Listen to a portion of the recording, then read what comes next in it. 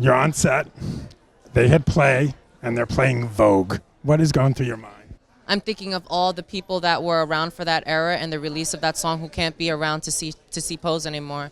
And I'm thinking about the violence that killed them and how it's still happening today. And I'm very grateful that there's a lot more that is happening around HIV and AIDS, and that people aren't dying from that plague anymore, but there's still so much discrimination around it. And there's still so much confusion around government support.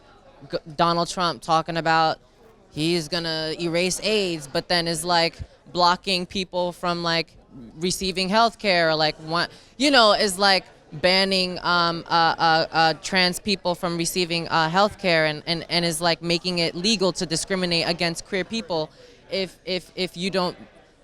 their existence doesn't conform to your religion. So there's like so much contradiction and confusion, but I am happy that people are no longer dying from AIDS, and this is what the thought train this is the thought train that is inspired when I hear Vogue. I would love for the thought train that is inspired when I hear Vogue to be to dance and to be joyful and like, yes, come on, Vogue, but that's just not the reality that we're living today.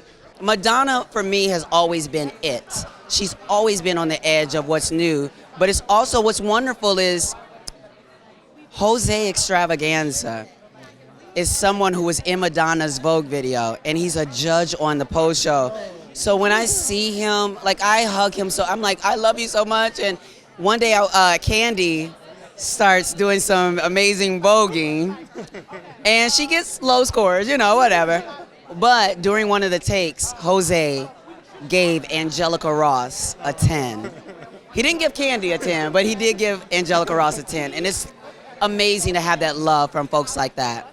It was amazing for me because as a young person living in Tobago, when I saw Vogue come on, it was like, and I was watching Donnie Simpson on BET at that time, not to date myself, but I was watching that and I thought to myself, wait, those men have to be something different.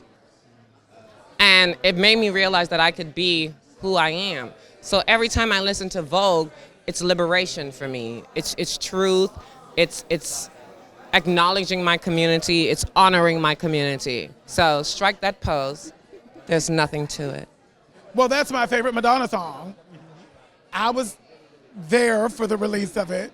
Greta Garbo and Monroe, Dietrich and DiMaggio, Marlon Brando, Jimmy Dean, on the cover of a magazine.